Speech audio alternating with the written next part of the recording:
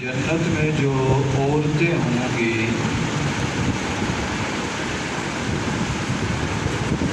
اللہ جل جلالہ ان کے بارے میں ارشاد فرماتا ہے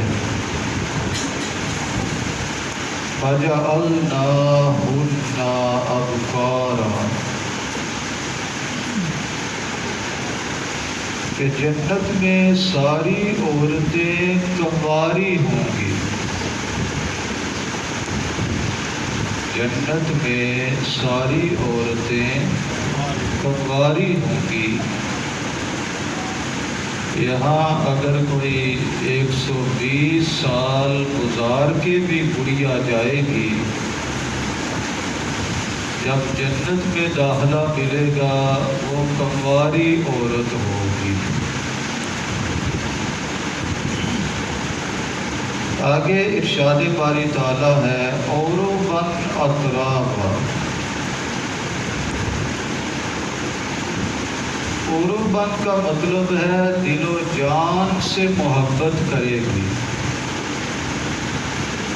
دل و جان سے محبت کرے گی۔ اگر دنیا میں ان بن ہو بھی جاتی تھی،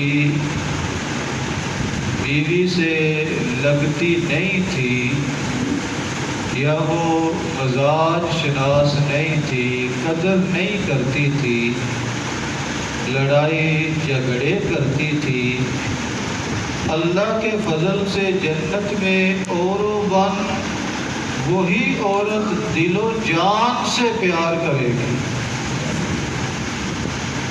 اس لیے جو اس پریشانی میں دنیا میں شکار ہیں، دعا کریں اللہ جنت عطا فرمائے، وہاں یہ پریشانی نہیں ہوگی۔ دو باتیں میں نے آپ کو سمجھا دی، ایک تو جنتی عورتیں کنواری ہوں گی، قرآن کہہ رہا ہے، اور دوسرا دل و جان سے محبت کرنے والی ہوں گی۔ تیسرا ہے جی اترابا، وہ ہوں گی عام عمر، جتنی عمر ہوگی نا مرد کی، خامد کی، شوہر نامدار کی، اتنی ہی عمر ہوگی بیوی کی۔ دراصل یہاں اللہ تعالیٰ جنت کا حسن بیان کر رہا ہے کہ جنت میں نہ تو بوڑھی عورت ہوگی، نہ ہی نفرت کرنے والی عورت ہوگی، اور نہ ہی وہاں عمر کا تضاد ہوگا کہ حامد 65 سال کا اور بیوی 25 سال کی، اس طرح نہیں ہوگا۔ مرد اگر 33 سال کا ہوگا، بیوی بھی 33 سال کی ہوگی۔ اور آپ جانتے ہیں نا جس جوڑے کی عمر برابر ہو وہاں لطف اور والا ہوتا ہے۔ تو یہ جنت کا حسن بیان کیا گیا عورتوں کے حوالے سے اس صورت میں۔ آپ کو سمجھ بھی آئے اور آپ ذرا معزوز بھی ہوں، آپ معزوز بھی ہوں، لطف بھی اٹھاتے جائیں، کیونکہ قرآن ایسی کتاب ہے کہ یہ الجھن نہیں سلجھن پیش کرتی ہے۔ سلجھن پیچیدگی نہیں، آسانی پیدا کرتی ہے۔ شرط یہ ہے کہ اس کی سمجھ آئے۔ اب 3 چیزیں آج آپ نے پلے باندھ لی کہ جنتی عورتیں کنواری ہوں گی، جنتی عورتیں دل و جان سے محبت کرنے والی ہوگی، جنتی عورت عام عمر ہوگی۔ یہ مسئلہ بے شک گھر جا کے سنائیں، بیان کریں اپنے عورتوں کو کہ تمہارا سٹیٹس وہاں یہ ہوگا۔ حاضرین، آگے قرآن مجید کی اس صورت میں جو اہم بات ہے وہ یہ ہے کہ اللہ تعالیٰ ارشاد فرماتا ہے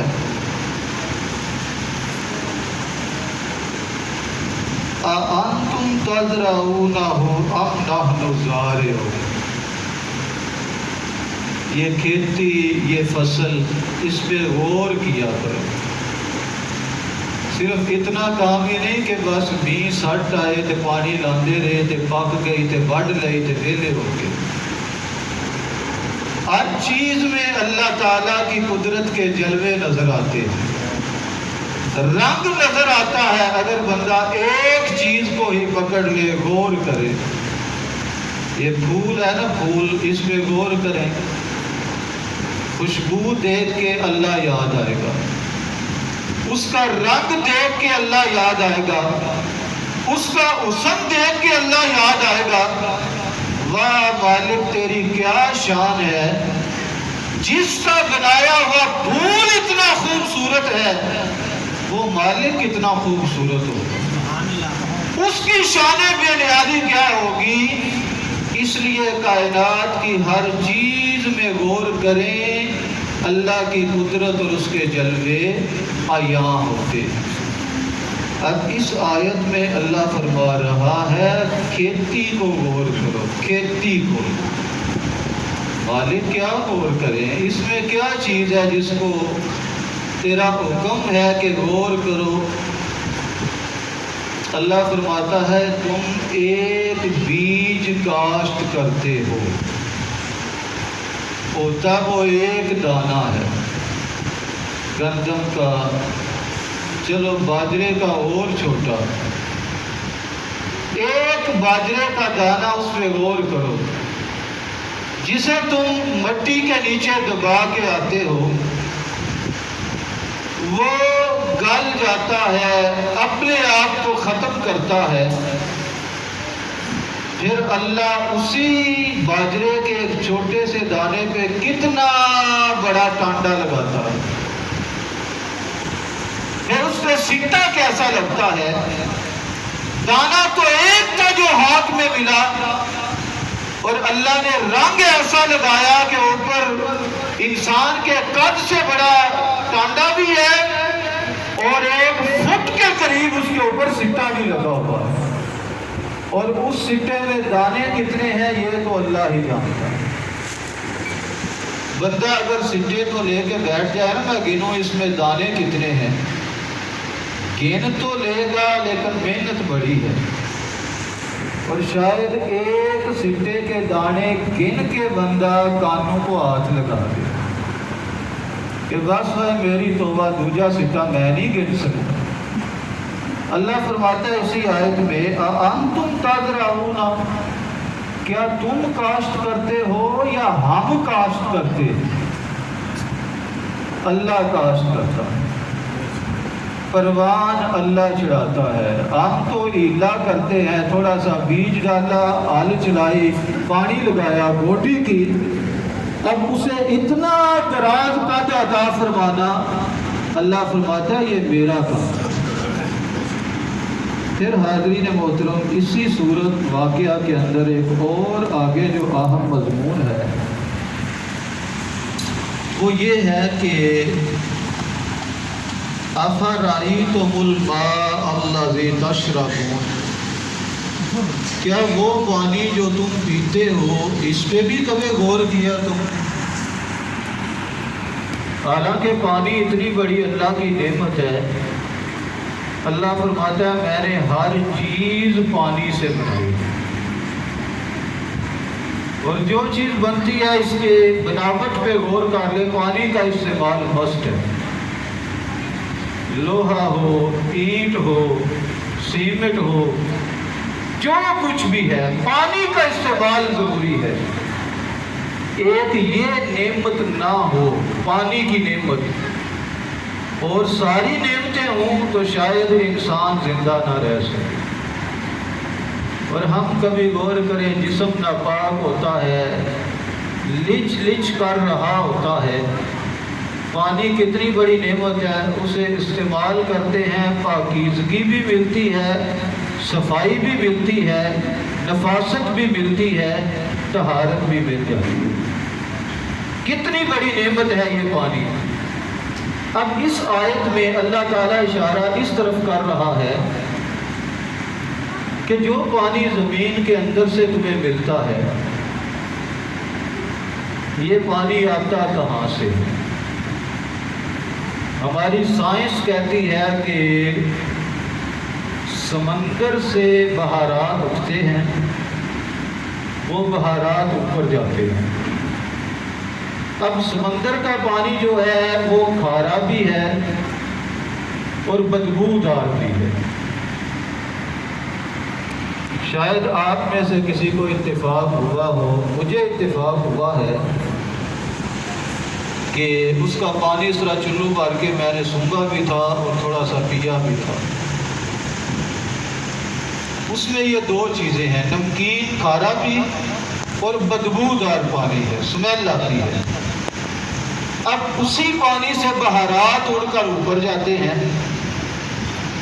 اسی بہارات کو بادلوں میں اللہ تبدیل فرماتا ہے اور انہی بادلوں کو اللہ نمی دیتا ہے، اور وہی بادل جب برستے ہیں، جب بارش آتی ہے، اس بارش کے قطرے کو ہاتھ پہ لیں، نہ بدبو ہوگی نہ اس میں کھارا پن ہوگا۔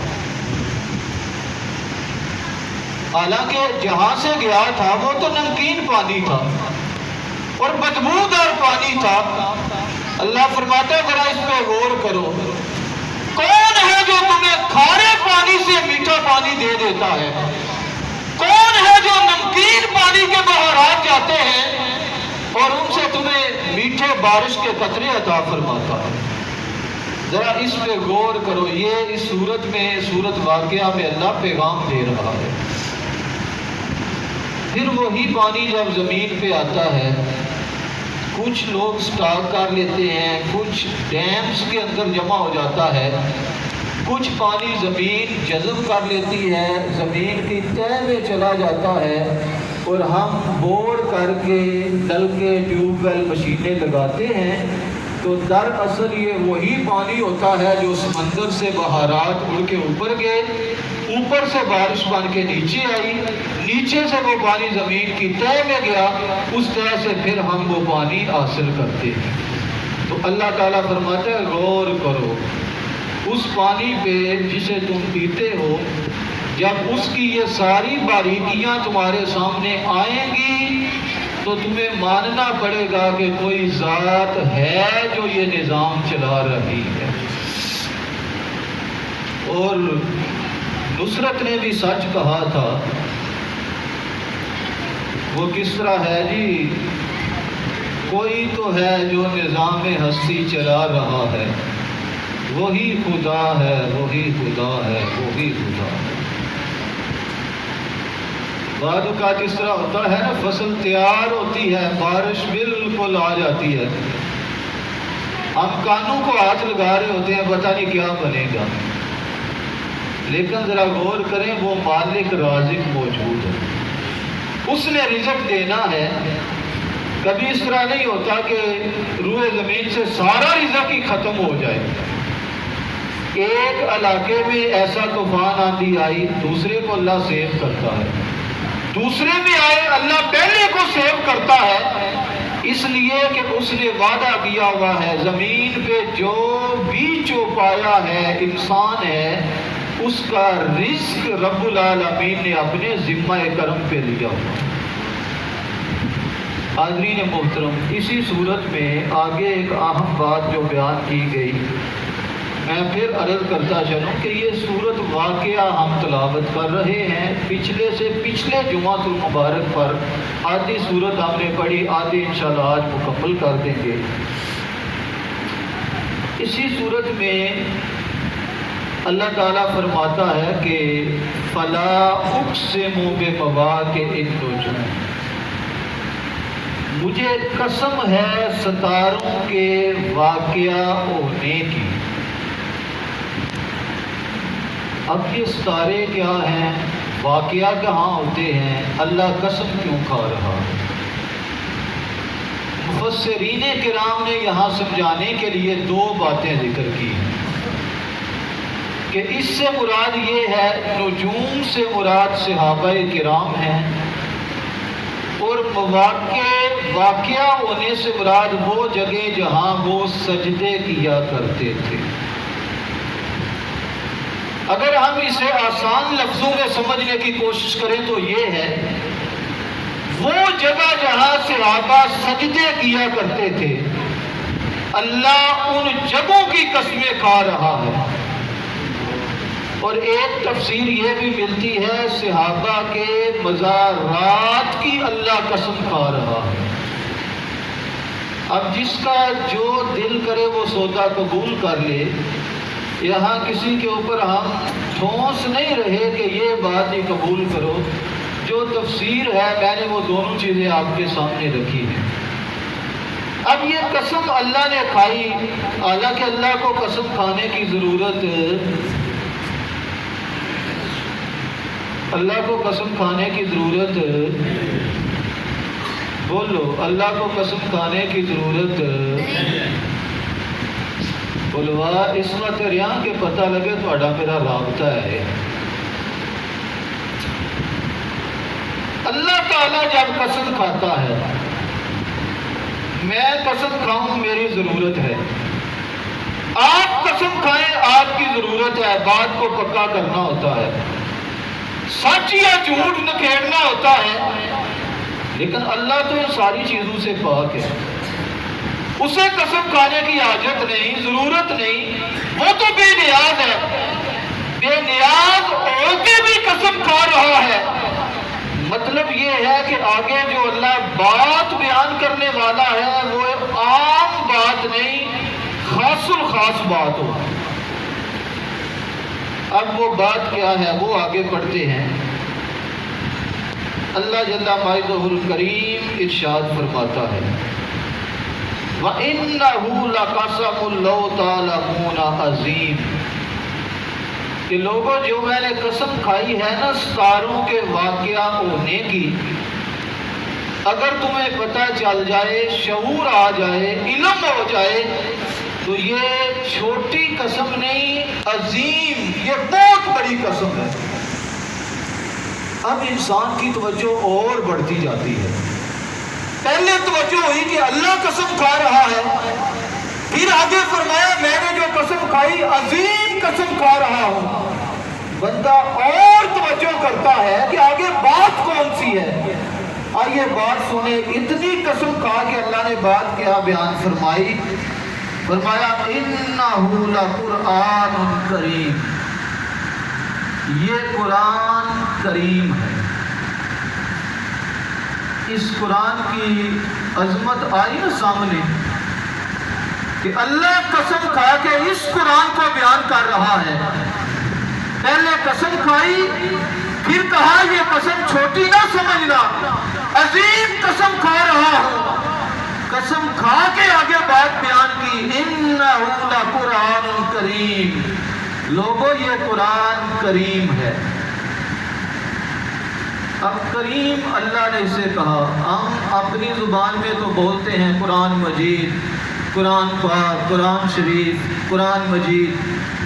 اللہ کہہ رہا ہے یہ قرآن کریم بھی ہے۔ مالک یہ کریم کیوں ہے، اس کی وجہ کیا ہے؟ فرمایا تین باتیں ہیں جو تفسیر میں علماء نے لکھی ہیں، اسے کریم کیوں کہا گیا۔ اس لیے رب العالمین کی طرف سے یہ نازل ہوا، اور رب العالمین سے بڑا عزت والا اور جو فرشتہ اس کتاب کو لے کے آیا جبریل امین، وہ بھی سارے فرشتوں سے زیادہ عزت اور مقام والا ہے۔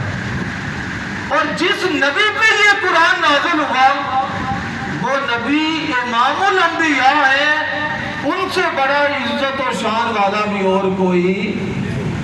یہ تین چیزیں ہیں اس کے کریم ہونے کی، نازل کرنے والا بھی سب سے زیادہ عزت والا، جو فرشتہ لے کے آیا وہ بھی عزت والا، جس نبی پہ یہ قرآن نازل ہوا اس نبی سے بھی بڑھ کے کسی کی عزت اور شان نہیں۔ اس لیے اللہ نے فرمایا اِنَّهُ لَقُرْآنٌ کریم، لوگوں یہ قرآن کریم ہے، مطلب کیا ہے؟ اس کی عزت کو کم نہ سمجھنا، اسے ہلکا نہ سمجھنا، اسے لو ویٹ نہ سمجھنا۔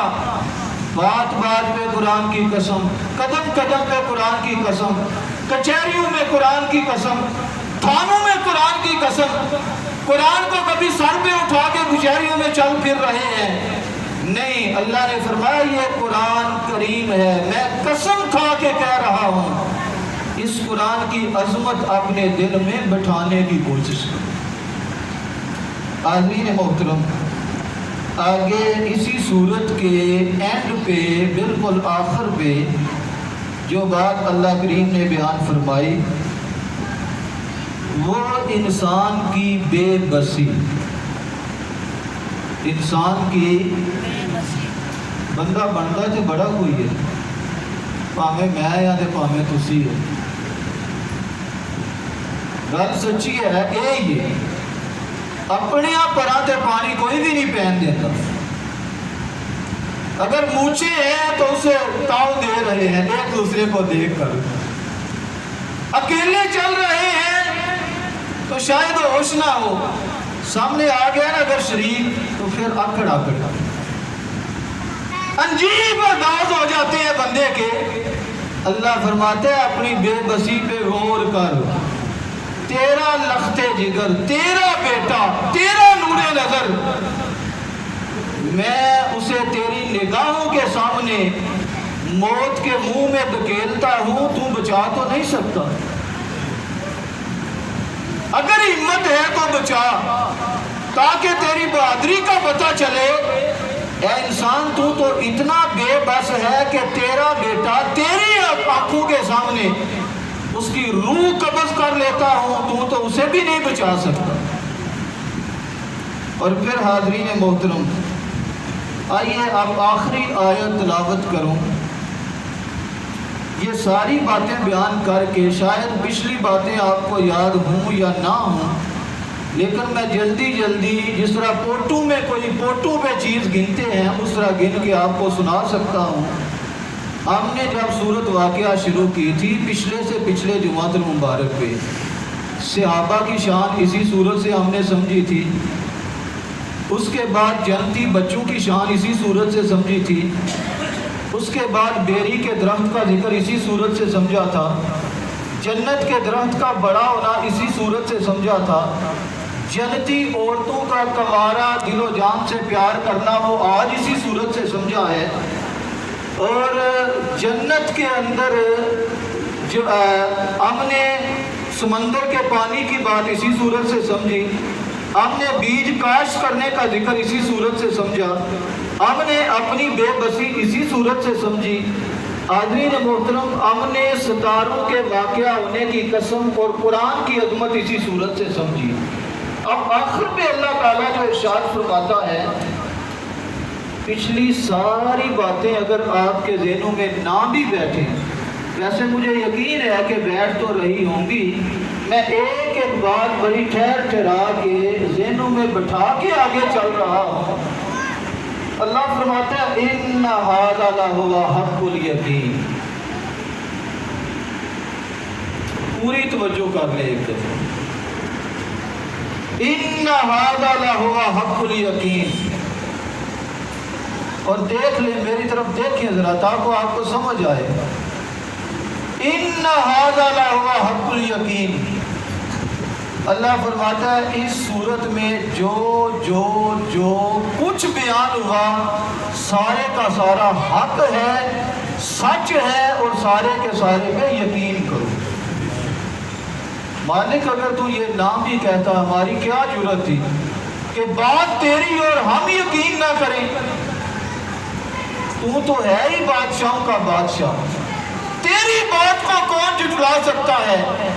لیکن فرمایا نہیں، میں تمہیں جھنجھوڑ رہا ہوں، تمہارے دلوں کے دروازوں پہ دستک دے رہا ہوں کہ سورت واقعہ کا اینڈ کیا ہے، ان ھذا لھو حق الیقین، جو کچھ بیان ہوا سارے کا سارا حق ہے اور اس پہ یقین کرو۔